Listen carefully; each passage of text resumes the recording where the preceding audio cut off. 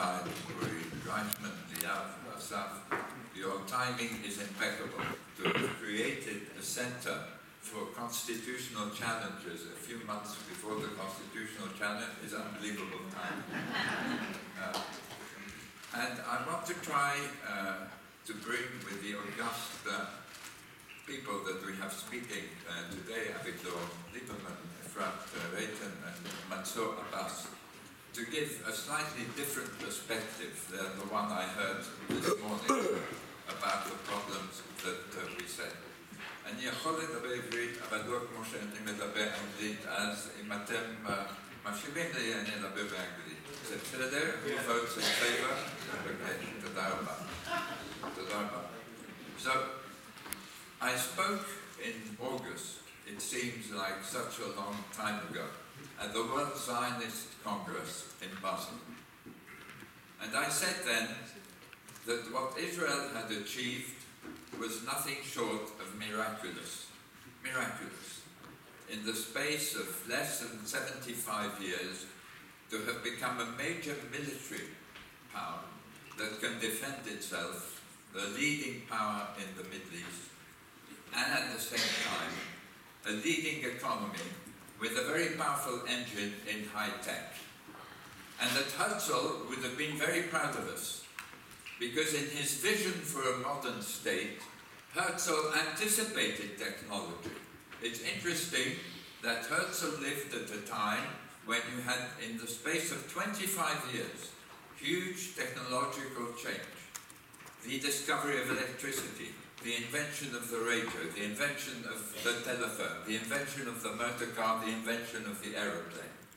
So it's not surprising that he thought that the Jewish people would be able to contribute to the world through their technological prowess, and he proved to be right.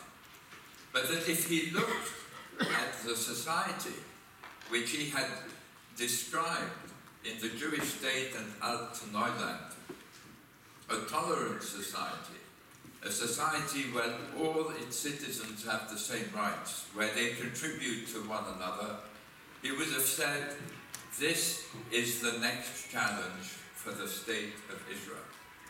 The challenge is an economic and social one.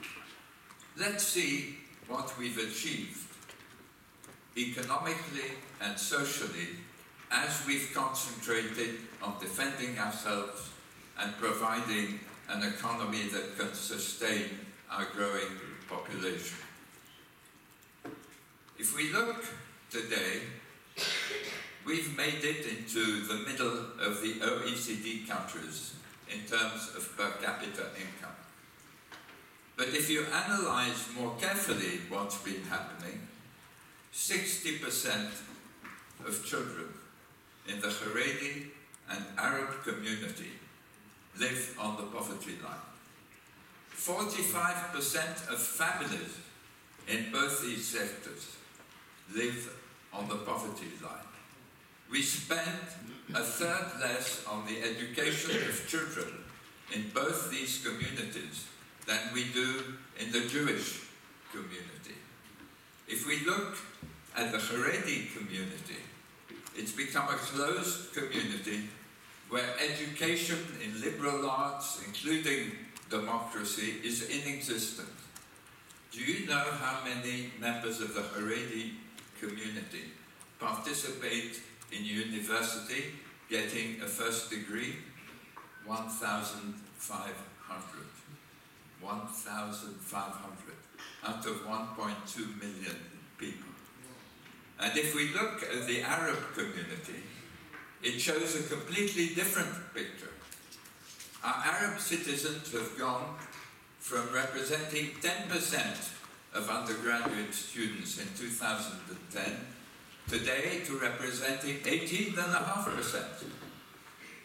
As a total, our Arab citizens represent 22% of the population. We see an increase in employment in both sectors. We see Haredi women now, 68% of them working, versus 83% in the secular part of our society. And within the Arab community, we see 32% of women now working, from a much lower number a long time ago. And so we begin to realize that the state of Israel hasn't really worried about the society it's been building. We've devoted our resources, not enough of them. We only spend 20% or so, 21% of our gross national product a year as a government on services. It compares with 35% in the United States and 45% in Germany and 55% in countries like the Nordic countries. We have not invested in creating our society, and this is the price we're paying now. Because capitalism and democracy go hand in hand. Few people realize this. Both capitalism and democracy are based on personal freedom. Democracy, the freedom to live your life within the law. And in business, the freedom to compete within the law. But where capitalism and democracy clash is in the distribution of the economic gain. And what we have seen in Israel and across the world is a distribution that has been challenged by technology, which has brought the opportunity for great wealth to those who are educated and can participate in technology and finance, who have made fortunes on a scale that historically has not been achieved before, and half the population that works in services and in traditional industries that has seen its income in real terms stagnate for 10 to 20 years. So is it surprising then that we see people saying, what's democracy? It's a word. It doesn't work for me. Give me a protector. Give me a dictator, a strong person, a strong leader who will defend my interests. I would much rather have that. And so all this talk of the Supreme Court is overshadowed by frustrations about inequality. We may not see them expressed in our daily press, but believe me, when somebody living in the periphery or in the Haredi sector or in the Arab sector sees the fortunes that are being created in high tech and see their own life stagnating, it creates huge frustration. Benjamin Disraeli, in the middle of the 19th century, made a famous speech at the time, similar time, when the Industrial Revolution had led to huge wealth being created, while huge swathes of the population were left behind, a speech entitled Two Nations. Two nations that don't know each other, don't talk to one another, and don't really relate to one another. We find ourselves in Israel with 4 nations in one. So what is the way forward? I want to be practical. Our future governments have to address these inequalities. If you want to strengthen democracy, you have to strengthen social equality and economic equality. You have to spread equality of opportunity evenly across every population.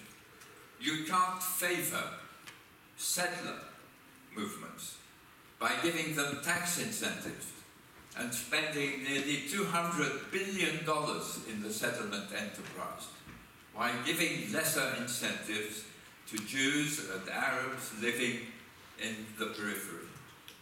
But that's where our politics have taken us. And so now we have to reverse the direction. And we have to put real resources in investing heavily in education on an equal basis or on a superior basis for those populations that have been left behind educationally. Because education is the ladder to social mobility. At the same time, we have to invest heavily in the infrastructure of our different populations. We have to give people the sense that they are sharing in the prosperity which tech has created here in Israel, that they are not left behind by educational elites which have enriched themselves. And so, when we begin to think of the world after this crisis, which, viewing it from outside, I am totally confident that we will overcome. I'm totally confident that we will make it through this crisis with the vindication of democracy, and I agree with Uri Rייכman that we have to take the opportunity to entrench democracy once and for all, so the rules of the game are clear. But if we only do that, if we only deal with the political dimension of the social conflict that we see today, we will be dealing with the symptom. We will be dealing with the fact that these economic disadvantages create fertile ground for demagogical politicians who take advantage of populism in order to benefit their own ends. So we need to have a different type of budget. We have a former Minister of Finance here. We need to have a different type of budget. We need to use the modern tools of impact investment now. Outcomes budgets for government, not how much I'm spending for education in the Haredi or in the Arab or in the periphery or in any other sector, but what outcomes I have to achieve in each of these sectors. How many students I want to see graduating, and measure these achievements. And we can use outside capital. It doesn't need to come from our budgets. Our budgets can afford it. We can use outside capital to come in alongside government, as we are doing already, and teach Bedouin students maths in Rahat, and have the government pay for it once they have achieved the attainment level we require. Or prevent our population from going from being pre-diabetic to being diabetic.